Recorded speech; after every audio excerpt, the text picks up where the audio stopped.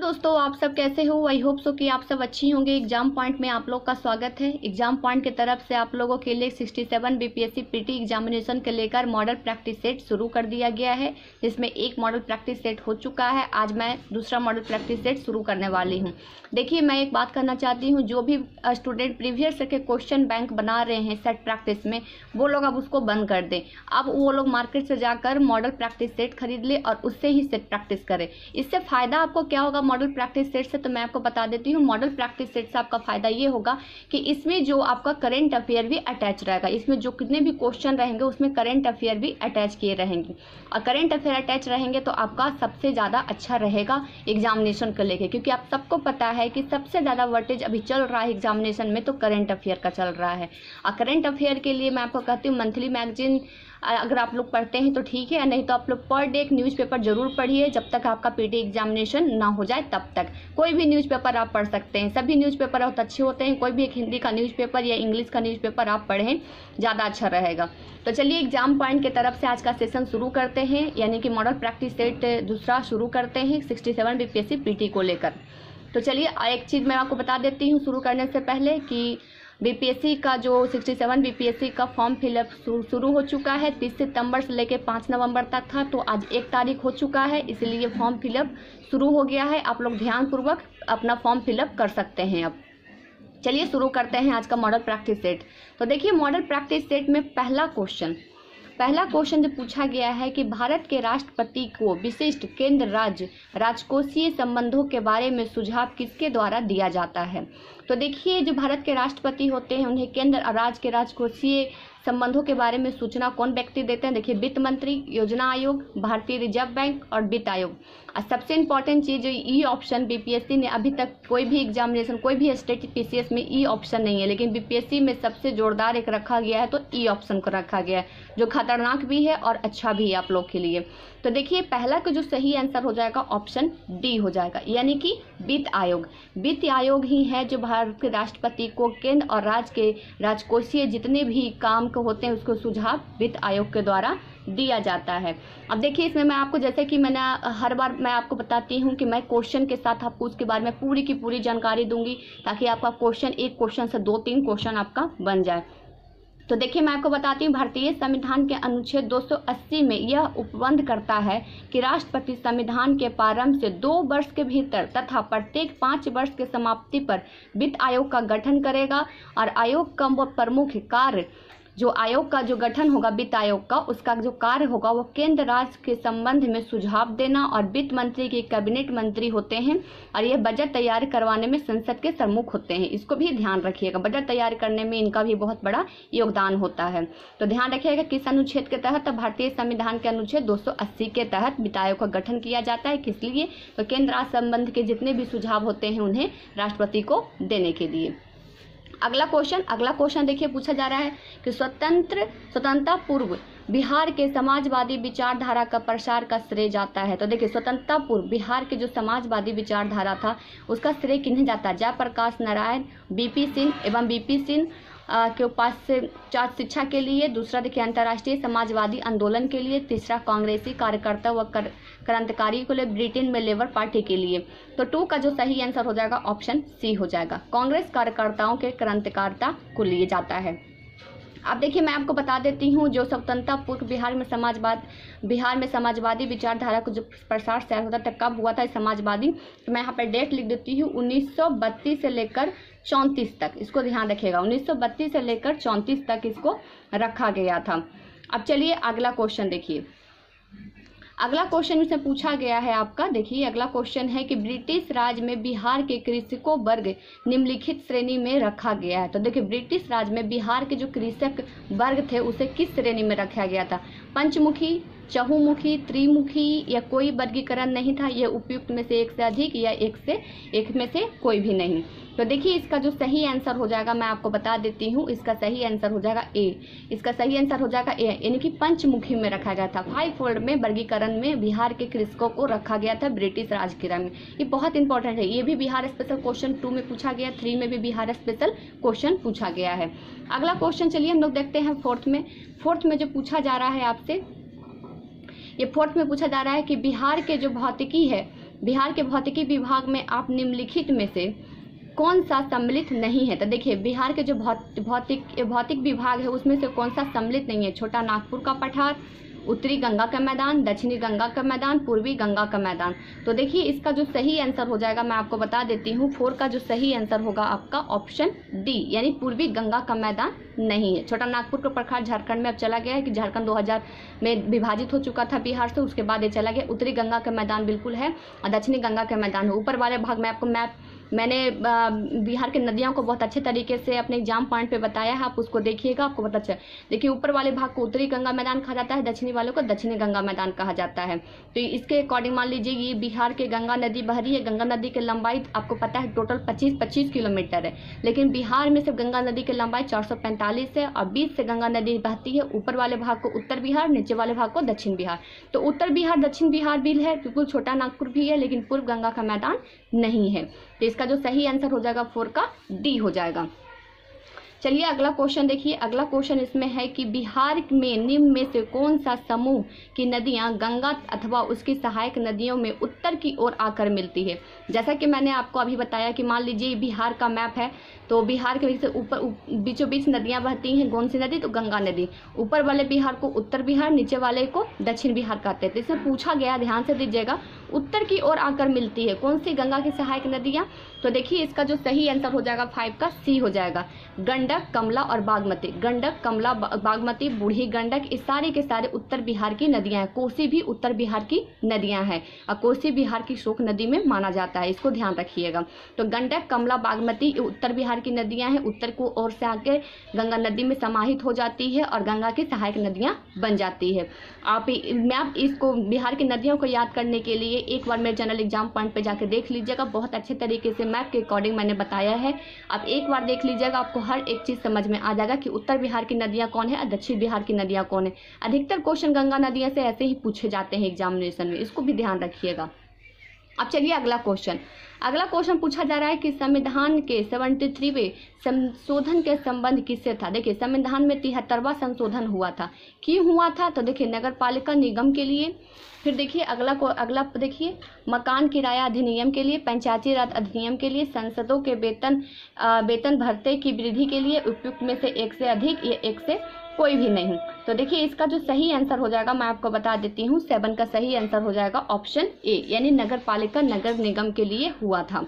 और मैंने आपको कई बार बताया है कि बिहार में नगर निगम का स्थापना कब हुआ है, आप मुझे कमेंट करके बताइएगा।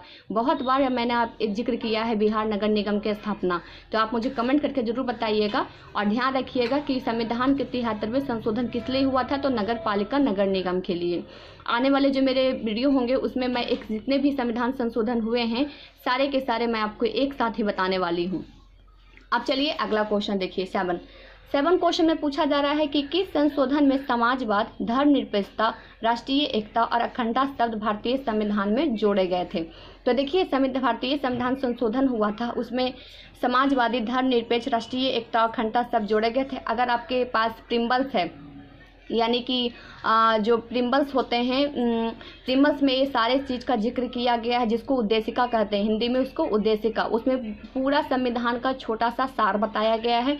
उसी में समाजवादी, धर्मनिरपेक्षता, राष्ट्र की एकता और अखंडता के बारे में जोड़ा गया है। लेकिन कौन सा संविधान संशोधन करने के बाद? 73वां संविधान संशोधन नगर पालिका के लिए हुआ, तो यहाँ पे जाहिर सी बात है उसके आगे के संविधान संशोधन हो गए या चाहे पीछे के होंगे। तो देखिए 7 का जो सही आंसर हो जाएगा ऑप्शन ए, 42वां संविधान संशोधन। अब देखिए 42वां अब पूछ दिया जाएगा कि 42वां संविधान संशोधन किस वर्ष हुआ था? तो मैं आपको सबसे आसान ट्रिक बताती हूँ। एक देखिए ये जो 4 और 2 है, आप ध्यान से देखिएगा, इसको एक बार आपको समझ में आ जाएगा। मैं यहाँ लिख देती हूँ, देखिए 4 + 2, तो इसको 6 करिएगा, तो यहाँ पर हो जाएगा 1976। 1976 में क्या हुआ? तो 42वां संविधान संशोधन। अगर आपसे पूछ दिया जाएगा कि 48वां संविधान संशोधन कब हुआ, तो देखिए 4 और 4 को प्लस करिएगा, तो 4 और 4 8 होता है, यानी कि 1978 में क्या हो जाएगा आपका? ये 40वां संविधान संशोधन हुआ था। ये बहुत ही अच्छा ट्रिक है, मैंने इसी को फॉलो करके एग्जामिनेशन में कई बार एग्जाम दिया है और बहुत सारे स्टूडेंट ऐसे ही फॉलो करके, इसको ही ट्रिक को फॉलो करके एग्जाम देते हैं। बहुत ही आसान होता है इसको छांटना। तो 42वां संविधान संशोधन किस ईस्वी में हुआ है, तो ध्यान दीजिएगा 19 तो आपको सबको पता ही होगा कि 19 लगेगा, लेकिन पीछे का जो डिजिट है तो 4 और 2 को प्लस करिएगा तो 6 हो जाएगा, तो यानी कि 1976। 44वां संविधान संशोधन आपसे पूछा जाएगा तो 4 को प्लस करिएगा, और 19 तो आपको पता ही है तो 1978। मैंने कई बार इसको बताया, आज फिर से मैं आपको बता देती हूँ। जो भी स्टूडेंट देखेंगे ये ट्रिक आप माइंड में रखिएगा। आपका 1976 में 42वां संविधान संशोधन, और 1978 में आपका हो जाएगा 44वां संविधान संशोधन। इसको ध्यान रखिएगा, बहुत इंपॉर्टेंट है ये। एग्जामिनेशन में से 42वां और 44वां से ही क्वेश्चन अधिकतर पूछे जाते हैं। अगला क्वेश्चन देखिए, अगला क्वेश्चन पूछा जा रहा है कि कौन सा आर्थिक अधिरचना में नहीं आता है, यानी इकोनॉमिक्स इंफ्रास्ट्रक्चर में नहीं आता है। तो देखिए जो आर्थिक संरचना उसमें किस में नहीं आता है, सड़क नहीं आते हैं, शिक्षा एवं स्वास्थ्य नहीं आते, रेलवे या ऊर्जा, उपयुक्त में से कोई भी नहीं, उपयुक्त में से एक से अधिक। तो 7 का जो सही आंसर हो जाएगा सी, शिक्षा और स्वास्थ्य नहीं आते हैं। देखिए जो आर्थिक संरचना में आते हैं, सड़क आएंगे बिल्कुल, रेलवे भी आएंगे, ऊर्जा भी आएंगे, तीनों का महत्व बहुत इंपॉर्टेंट है लाइफ में। शिक्षा और स्वास्थ्य बाद में आते हैं, ठीक है। शिक्षा और स्वास्थ्य पहले जो इंपॉर्टेंट है वो आते हैं, उसके बाद शिक्षा और स्वास्थ्य में नहीं आता है। इसको ध्यान रखिएगा, बहुत इंपॉर्टेंट क्वेश्चन है ये भी। अब आगे चलिए नेक्स्ट क्वेश्चन देखिए। एस्पारोंटो क्या है, तो देखिए एस्पारोंटो एक लैटिन अमेरिका सर्वोच्च पर्वत है, स्पेन का एक बंदरगाह नगर है, या फिर एक खेल का नाम है, या विश्व भाषा के रूप में कार्य करने के लिए बनाई गई कृत्रिम भाषा है, या फिर ई ऑप्शन ए में ई में उपयुक्त में से एक से अधिक, एक से कम। तो देखिए जो 9 का जो सही आंसर हो जाएगा बी, यानी कि स्पेन का एक बंदरगाह नगर है। ये इंपॉर्टेंट क्वेश्चन नहीं है, ऐसा क्वेश्चन पूछा नहीं जाता है एग्जामिनेशन में ज़्यादा करके, इसलिए इसको ध्यान देने की जरूरत नहीं है उतना। जिसको मैं इंपॉर्टेंट बोलूँगी उसको आप ध्यान दीजिएगा। चलिए अगला क्वेश्चन देखिए। 10th में पूछा जा रहा है किस एकमात्र देश की सीमा बिहार राज्य में जुड़ती है। देखिए बिहार स्पेशल से फिर क्वेश्चन आ गया आपका 10th में, तो आपको अच्छी तरीके से पता है कि 3 राज्य और एक देश से बिहार राज्य की सीमा जुड़ती है। तो देखिए इनमें से वो कौन सा देश है जिससे देखिए बिहार राज्य की सीमा जुड़ती है, तो देश का नाम आपको पता है नेपाल के साथ ये जुड़ता है। तो इसको ध्यान रखिएगा, बिहार का जो सीमा है 3 राज्य और एक देश के साथ जुड़ता है, यानी कि राज्य हो जाएगा आपका ये उत्तर प्रदेश, झारखंड, और उसके बाद आपका पश्चिम बंगाल। राज्य आदेश हो जाएगा आपका नेपाल। इसको भी ध्यान रखिएगा। अब आगे चलिए नेक्स्ट क्वेश्चन पूछा जा रहा है कि बंगाल 1905 में विभाजित हुआ, जिसके विरोध में फलस्वरूप यह दोबारा विभाजित हुआ। देखिए एक दिल्ली दरबार लगा था, दिल्ली दरबार के टाइम पे ऐसा कुछ उठाया गया था। तो मैं इसको आपको अच्छे तरीके से बता देती हूँ 11 के बारे में। तो देखिए लॉर्ड कर्जन ने विभिन्न प्रशासकीय कार्य के लिए जिस कार्य को संवैधानिक विरोध हुआ था, किसका, तो बंगाल विभाजन का। तो 1905 में जो बंगाल विभाजन दिसंबर 1911 में प्रारंभ में ब्रिटिश सम्राट जॉर्ज पंचम और उनकी जो वाइफ थी मैरी आए थे, और उन्हीं ने आगमन के टाइम पे ये बंगाल विभाजन को रद्द कर दिया गया था। और तो कब हुआ था, तो देखिए 11 को जो सही आंसर हो जाएगा ऑप्शन सी, यानी कि 1911 में। आप सबको कई पता ही होगा, कई बार आप पढ़े होंगे कि 1911 में एक दिल्ली दरबार लगा था, जिसमें इंग्लैंड के राजकुमार आए थे जॉर्ज पंचम और उनकी वाइफ जॉर्ज मेरी।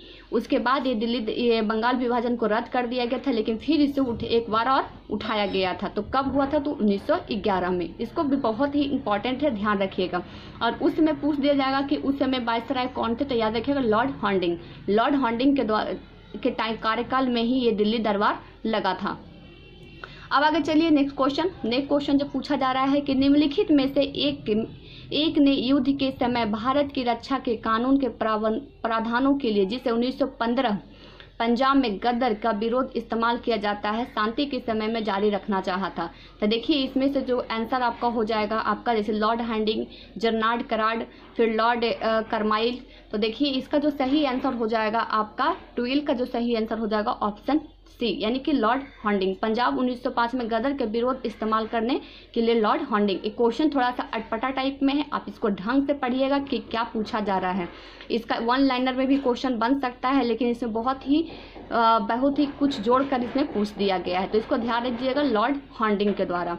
चलिए अगला क्वेश्चन देखिए 13 13 में देखिए पूछा जा रहा है कि अमृतसर में जलियांवाला बाग भीड़ जिसको क्राउड का दमन हुआ था, कब हुआ था? तो आप सबको पता है कि जलियांवाला हत्याकांड कब हुआ था। तो जलियांवाला हत्याकांड आपको पता है 13 अप्रैल 1919 को हुआ था, जिसको रॉलेट एक्ट भी कहा जाता है। देखिए रॉलेट एक्ट के विरोधी में आंदोलन में पंजाब में अधिक प्रबल था। यहाँ लेफ्टिनेंट जो गवर्नर थे माइकल ओडायर ने 9 अप्रैल 1919 को स्थानीय नेता डॉक्टर सत्यपाल और डॉक्टर किचलू की गिरफ्तारी का आदेश दिया था, और इन्हीं की गिरफ्तारी में एक सभा रखी गई थी पूछने के लिए कि क्यों इन्हें गिरफ्तार किया गया। और उसी टाइम निहत्थे लोगों पर गोलियां चला दिया गया था। किसके द्वारा? तो माइकल ओडायर के द्वारा चला दिया गया था। और कब चलाया गया था? तो 13 अप्रैल 1919 को चलाया गया था। और जिसमें शांतिपूर्ण जो सभा हो रही थी उसमें गोलियां चलाकर कम से कम 1000 लोगों को मार दिया गया था, निहत्थे लोगों को, जिनका कोई भी कसूर नहीं था। तो डेट याद रखिएगा। अमृतसर जलियांवाला हत्याकांड हुआ था, कब हुआ था? 13 अप्रैल 1919। क्यों हुआ था? तो 2 व्यक्ति थे जिनका नाम था सत्यपाल और किचलू जी, उनको गिरफ्तार किया गया था, उन्हीं के लिए सभा रखी गई थी और 9 अप्रैल को रखा गया था, 13 अप्रैल को ऐसे घटना की गई थी। अब चलिए अगला क्वेश्चन देखिए। लंदन में द्वितीय गोलमेज सम्मेलन की असफलता का छत्र छाया यानी ब्लैक ड्रॉप में हुआ था। देखिए यहाँ पे इरमन गांधी समझौता होगा, देखिए यहाँ पे हेलो गांधी समझौता होगा, डार्विन गांधी समझौता होगा या गांधी साइमन समझौता होगा। तो कौन हुआ था? तो आपको अच्छे तरीके से पता है प्रथम गोलमेज सम्मेलन कब हुआ था और द्वितीय गोलमेज सम्मेलन। तो देखिए दूसरा गोलमेज सम्मेलन 7 दिसंबर 1931 का हुआ था। तो यहाँ द्वितीय पूछ रहा था, मैं यहाँ लिख देती हूँ 7 दिसंबर 1931 का हुआ था। और इसी सम्मेलन में महात्मा गांधी इसी सम्मेलन चला था। इसके कांग्रेस में एकमात्र प्रतिनिधित्व करने वाले व्यक्ति थे तो महात्मा गांधी थे। इसी सम्मेलन के समक्ष में मुख्य मुद्दा संघीय ढांचा अल्पसंख्यकों के हितों के रक्षा के लिए किया गया था। और सम्मेलन के संवैधानिक जो विवाद था, जो द्वितीय सम्मेलन गोलमेज का हो रहा था बकिंगम पैलेस में इंग्लैंड में, तो उस टाइम क्या था? उसका विवाद सिर्फ एक ही था, अल्पसंख्यकों के हितों को रक्षा करना। तो क्या हुआ था? ये गांधी इरविन समझौता हुआ था। इसको ध्यान रखिए, गांधी इरविन डार्विन समझौता नहीं बल्कि गांधी साइमन समझौता नहीं, हेलो गांधी समझौता नहीं बल्कि गांधी इरविन समझौता हुआ था। दूसरा गोलमेज सम्मेलन, पहला गोलमेज सम्मेलन 1930, दूसरा 1931 और तीसरा 1932 में हुआ था। इसको भी ध्यान रखिएगा। नेक्स्ट क्वेश्चन देखिए, बहुत ही इंपॉर्टेंट है। सन 1932 में निम्नलिखित में से एक आदेश पारित करके अखिल भारतीय कांग्रेस समिति का गैर कानूनी करार दे दिया गया था। वह आदेश है, यानी अखिल भारतीय के एक आदेश पारित हुआ था। किसके लिए? 1932 में गैर कानूनी के लिए। तो इसका जो 15 का सही आंसर हो जाएगा ए, यानी गैर कानूनी संघ अध्यादेश के लिए किया गया था। अब चलिए अगला क्वेश्चन देखिए इसके साथ मैं आपको बहुत इंपॉर्टेंट फैक्ट्स बता देती हूँ 15 नंबर के साथ, ध्यान से सुनिएगा आप लोग। 4 जनवरी 1932 में गैर कानूनी संघ अध्यादेश के तहत कांग्रेस तथा उसके सहयोगी संगठन को अवैध घोषित करके उनके भवन कार्यकाल संपत्ति को कब्जा कर लिया था और प्रदर्शनकारियों के लाठियां गोलियां बरसाई गई थी। सामूहिक जुर्माना तथा दमन कर्तक और कार्रवाई भी किया गया था और उसके बाद ये बहिष्कार और बंदी के माध्यम के आंदोलन किया गया था। इसको 1932 में आप बुक निकालिएगा, अगर आपके पास लूसेंट की बुक है तो आप निकालिएगा, उसमें बहुत ही अच्छी तरीके से 102 लाइन में इसके बारे में समझाया गया है। अब चलिए नेक्स्ट क्वेश्चन। तो नेक्स्ट क्वेश्चन 16 में पूछा जाए कि स्वाधीनता आंदोलन के दौरान गांधी जी का करीबी अंग्रेज मित्र थे। तो देखिए गांधी जी के एक मित्र हुआ करते थे, बहुत ही करीबी मित्र थे। तो उस देखिए स्वाधीनता आंदोलन, तो सबसे पहले तो मैं आपको बता देती हूँ। तो देखिए इसका जो सही आंसर हो जाएगा ऑप्शन सी, यानी कि रेवर्ड चार्ली एंड्रूज ही थे जो महात्मा गांधी के बहुत ही करीबी अंग्रेजी मित्र थे। और मैं आपको बता देती हूँ रेवर्ड चार्ली एंड्रूज थे, वो पत्रकार थे, यानी कि एक पत्रकार थे और गांधी जी के साथ हमेशा ही रहा करते थे। अब आगे चलिए नेक्स्ट क्वेश्चन जो पूछा जा रहा है आपके कि प्रथम भारतीय जिन्होंने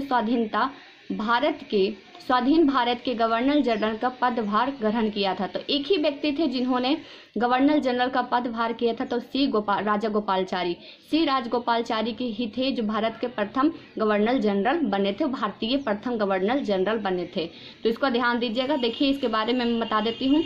चक्रवर्ती राजागोपालाचारी एक चतुर और राजनीतिज्ञ स्पष्ट विचारक थे। ये मद्रास के मुख्यमंत्री भी रह चुके थे, केंद्र सरकार के मंत्री भी थे, पश्चिम बंगाल के राज्यपाल भी थे और भारत के प्रथम और अंतिम गवर्नर जनरल थे। तो माउंटबेटन स्वतंत्रता के प्रथम यानी कि माउंटबेटन जब योजना आई थी उसके टाइम पे स्वतंत्र भारत के प्रथम गवर्नर जनरल रहे थे, तो कौन? श्री राजा गोपालाचारी। और इनके बारे में बताया जाता है कि मद्रास के मुख्यमंत्री, केंद्र सरकार के मंत्री रह चुके, पश्चिम बंगाल के राज्यपाल रह चुके हैं। उसके बाद ये भारत के पहले भारतीय गवर्नर जनरल रहे थे।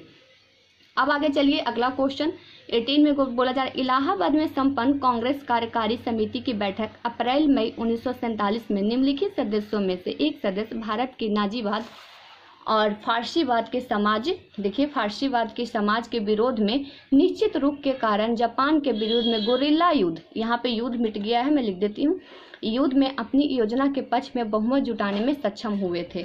तो देखिए फारसीवाद और नाजीवाद में 1947 में सदस्यों में गोरिल्ला विरोध हुआ था, किनके द्वारा? सरोजिनी नायडू, मौलाना अब्दुल कलाम, सुभाष चंद्र बोस और पंडित जवाहरलाल नेहरू। तो देखिए जो 18 का जो सही आंसर हो जाएगा आपका वो हो जाएगा डी, यानी पंडित जवाहरलाल नेहरू। अब चलिए अगला क्वेश्चन देखिए, आज मैं 20 क्वेश्चन आप लोग को करवा दूंगी। तो देखिए ये महात्मा गांधी का मानना था कि द्वितीय विश्व युद्ध में भागीदारी का आशय निम्नलिखित सिद्धांत का उल्लंघन होगा। देखिए महात्मा गांधी के बहुत सारे ऐसे विचार आते हैं, इसमें देखिए द्वितीय विश्व युद्ध में भागीदारी के आशय सिद्धांत उल्लंघन होगा। इन्होंने महात्मा गांधी का मानना था किसके लिए? न्याय के लिए, समाजवाद के लिए, अहिंसा के लिए, समानता के लिए। तो 19 का जो सही आंसर हो जाएगा आपका ए, यानी कि न्याय के लिए। अब देखिए मैं इसके बारे में बहुत अच्छे तरीके से बता देती हूँ। गांधी जी सत्य, अहिंसा, न्याय, समानता, स्वतंत्रता के पुजारी थे, आप सबको पता ही है। गांधी जी के समाजवाद का अर्थ था सर्वोदय, यानी कि गांधी जी का समाजवाद में था कि सर्वोदय, और वे व्यक्ति हित के साथ साथ समाज के हित का भी ध्यान रखते थे। गांधी जी साध एवं साधना दोनों की पवित्रता बल देते थे। गांधी जी ने कहा था अगर भारत द्वितीय विश्व युद्ध में सम्मिलित हो तो मानवता का न्याय नहीं मिलेगा और हर जगह अत्याचार ही होगा। तो एक लाइन आप लिख लीजिएगा अपने कॉपी में कि महात्मा गांधी ने भारत में द्वितीय विश्व युद्ध में कहा था कि अगर भारत के लोग उसमें सम्मिलित होते हैं तो वो मानवता नहीं होगा, सिर्फ हर जगह अत्याचार ही अत्याचार होगा। इससे आपसे पूछ भी दिया जाएगा कि द्वितीय विश्व युद्ध में महात्मा गांधी ने क्या कहा था, द्वितीय विश्व युद्ध के बारे में महात्मा गांधी ने क्या कहा था। तो ये आप उसके बारे में वहाँ पर ऑप्शन रहेगा, तो आप अच्छे से टिक आउट अपने सही आंसर चूज कर सकते हैं, इसको आप लिख लीजिएगा। नेक्स्ट क्वेश्चन देखिए, पूछा जा रहा है कि भारत की अवस्थिति है यानी लोकेटेड है, भारत लोकेटेड कहाँ है, कैसे है? तो देखिए इसका जो 20 का सही आंसर हो जाएगा ऑप्शन सी, यानी अक्षांश 8 डिग्री 4 उत्तर से, 37 डिग्री 6 उत्तर से तथा देशांतर 68 डिग्री 7 मिनट पूर्व से, 97 डिग्री 25 मिनट पूर्व से मध्य में है। तो ऑप्शन सी सही हो जाएगा, इसको ध्यान रखिएगा। अब देखिए इसमें एक इम्पॉर्टेंट चीज़ है, मैं आपको बता, समुद्री सीमा से देखिए जो भारत का जो स्थिति है, समुद्री सीमा से जो सीमा लगती है 6100 किलोमीटर में लगती है, इसको ध्यान रखिएगा। 6100, इसका क्षेत्रफल बहुत ज़्यादा इंपॉर्टेंट नहीं है, बस आपसे पूछेगा कि जो विस्तार है यानी कि मुख्य स्थल समुद्री सीमा से भारत के कितना लगता है, तो 6100 किलोमीटर लगता है, इसको सिर्फ ध्यान रखिएगा। और इसमें जो इम्पोर्टेंट है इसको ध्यान है, अक्षांश कितना हो जाएगा, देखिए उत्तर से उत्तर की ओर जाएगा और देशांतर से पूर्व जाएगा, तो इसको ध्यान रखिएगा। उत्तर रहेगा और पूर्व रहेगा, उसी को आप आंसर टिक करिएगा, जो एक ही सीक्वेंस में रहे वही आपका सही होगा आंसर वहाँ पे। अब चलिए उसके बाद नेक्स्ट क्वेश्चन देखिए, इसे पूछा जा रहा है कि हिमालय के काटकर एवं बहकर आने वाली नदियां हैं। तो देखिए हिमालय से जो कटकर और बहकर आने वाली नदियां कौन कौन सी हैं, तो इसका जो सही आंसर हो जाएगा 21 का बी, यानी ब्रह्मपुत्र, सतलज और सिंधु। तो सतलज, सिंधु, ये ब्रह्मपुत्र, ये तीनों जो है जो हिमालय से कटकर आने वाली नदियां हैं, इसको ध्यान दीजिएगा। अब चलिए नेक्स्ट क्वेश्चन मैं आपको बताने, देखिए इसके बारे में मैं आपको बता देती हूँ थोड़ा सा। कोई भी नदी जब अपने मार्ग में आने वाली भौतिक बाधाओं को काटते हुए अपनी पुरानी घाटी में प्रवाहित होती है, उसे पूर्ववर्ती अपवाह कहते हैं। जहाँ भी आपको अपवाह लिखा रहेगा तो इसका मतलब समझ लीजिएगा वहाँ नदी की बात चल रही है। हिमालय से निकलने वाली नदियाँ सिंधु, सतलज, ब्रह्मपुत्र, भागीरथी, तीस्ता और नदियाँ के पूर्वोत्तर अपवाह परिरूप होते हैं। तो हिमालय से निकलने वाली नदियाँ ब्रह्मपुत्र, सतलज, भागीरथी और इस तीस्ता, ये सारी के सारी हिमालय से कटकर निकलने वाली नदियाँ हैं। और जैसा कि मैंने आपको कहा कि जब भी कोई नदी अपना मार्ग बदलती है उसे अपवाह तंत्र कहते हैं, इसको भी ध्यान रखिएगा। अब कई बार इसको ये ज्योग्राफी पढ़े होंगे अखबार तंत्र में, तो सबसे पहले यही आपका आया होगा। अब चलिए आज का लास्ट का क्वेश्चन 22, भारत में सूची 1 वन के प्रकार और सूची 2 में प्रदेशों दिए गए हैं, संबंधित कीजिए, सूचियों के नीचे दिए गए कूट का प्रयोग करके सही उत्तर चुनिए। यानी एक तरफ वन का नाम दिया गया है, दूसरी तरफ उसके मतलब उसके प्रदेशों के नाम दिया गया है। तो देखिए इसका जो सूची है, तो देखिए आप यहाँ पे देख लीजिए, मैं आंसर आपको डायरेक्टली बताती हूँ। यहाँ पे देखिए 22 का जो सही आंसर हो जाएगा आपका, 22 का सही आंसर हो जाएगा आपका ऑप्शन सी, यानी कि 2143 आप मिला लीजिएगा कॉपी में लिखकर इसको। चलिए अगला क्वेश्चन देखिए, भारत में ताम, स्वर्ण, लौह, कोयला निम्नलिखित में से किस वर्ग के स्थानों पर क्रमबद्ध है? तो 23 का जो सही आंसर हो जाएगा आपका ऑप्शन ए हो जाएगा, यानी क्षेत्रीय कोलार केंद्रमुखी झरिया में स्थित है। अब चलिए अगला क्वेश्चन 24 का देखिए, नवीनतम पुस्तक मोदी जी, देखिए इसमें आ गया, जैसे कि मैंने आपको कहा था कि इसमें करंट भी आपके सम्मिलित रहेंगे। तो देखिए करंट का ही क्वेश्चन है। तो देखिए इसमें पूछा जा रहा है कि नवीनतम पुस्तक Modi ji मिंदियास touch in foreign policy के लेखक कौन है? बहुत इंपॉर्टेंट है, इस नाम को याद रखिएगा। एक जगह आप एक कॉपी बना लीजिएगा, उसमें जितने भी बुक 2021 में लिखे गए उनके राइटर और कौन कौन इनका विमोचन किए इसके बारे में एक जगह आप लिख लीजिएगा। मैं कोशिश करूंगी इसको एक जगह करके आप लोग के लाने के लिए, लेकिन मुझे थोड़ा टाइम लगेगा। लेकिन अभी अगर एक एक बुक आपका नाम आएगा तो एक एक बुक को अपने कॉपी में आप नोट डाउन करते चलिएगा। तो देखिए जो नवीनतम पुस्तक Modi ji Midas touch in foreign की पॉलिसी के लेखक कौन है? तो मैं 24 का सही आंसर बता देती हूँ, ये हो जाएगा बी, सुरेंद्र कुमार। चलिए नेक्स्ट क्वेश्चन देखिए, नेक्स्ट क्वेश्चन पूछा जा रहा है कि हाल ही में गौ एम्बुलेंस सेवा कहाँ शुरू हुई है? ये एग्जामिनेशन में आ चुका है, यानी कि 66 बीपीएससी एग्जामिनेशन में ये क्वेश्चन पूछा जा चुका है, इसको ध्यान रखिएगा। तो कहाँ हुआ है? तो 65 बीपीएससी में पूछा गया था, 66 नहीं बल्कि 65 बीपीएससी में। तो 25 का जो सही आंसर हो जाएगा यहाँ हो जाएगा खरगोन में हुआ था, ऐसे असम में, इसको ध्यान रखिएगा। गौ एम्बुलेंस सेवा शुरू किया गया है। अब चलिए अगला क्वेश्चन देखिए, आज मैं आपको 25 तक ही रखती हूँ, और इसके आगे जो आने वाले मेरे नेक्स्ट वीडियो होंगे यानी कि सेट प्रैक्टिस के, इसके आगे के क्वेश्चन मैं आपको बताऊंगी। तो आज जो मैंने आपको करवाया है मॉडल प्रैक्टिस सेट 2, इसमें मैंने टोटल आपको 25 क्वेश्चन बताया। 25 क्वेश्चन के साथ साथ मैंने आपको जितने भी फैक्ट्स बताए हैं बहुत ही ज़्यादा इंपॉर्टेंट है, इसको भी ध्यान रखिएगा। और ये जो आपका चल रहा है वो 67 बीपीएससी को लेकर सेट प्रैक्टिस चल रहा है, यानी कि 67 बीपीएससी का जो एग्जामिनेशन डेट दिया गया है कि 12 दिसंबर को कंडक्ट होगा, और फॉर्म आप लोग का फिलअप होना शुरू हो चुका है 30 सितंबर से 5 नवंबर। ध्यान से आप लोग फॉर्म भरिएगा, इंस्ट्रक्शन जरूर पढ़ लीजिएगा, क्योंकि इंस्ट्रक्शन में कुछ इंपॉर्टेंट बात कही गई है, आप उसको पढ़ लीजिएगा, उसके बाद ही फॉर्म फिलअप करिएगा।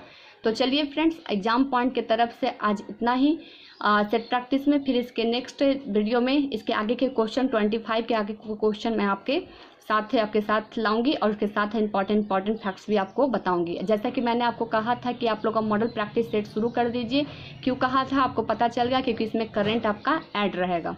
तो चलिए एग्जाम पॉइंट की तरफ से बस इतना ही। अगर मेरा चैनल आपको अच्छा लगता होगा, मेरा बताना आपको अच्छा लगता होगा, तो चैनल को लाइक शेयर सब्सक्राइब जरूर करिएगा, और जो भी सब्सक्राइब करेंगे बेल आइकन भी जरूर दबा दीजिएगा।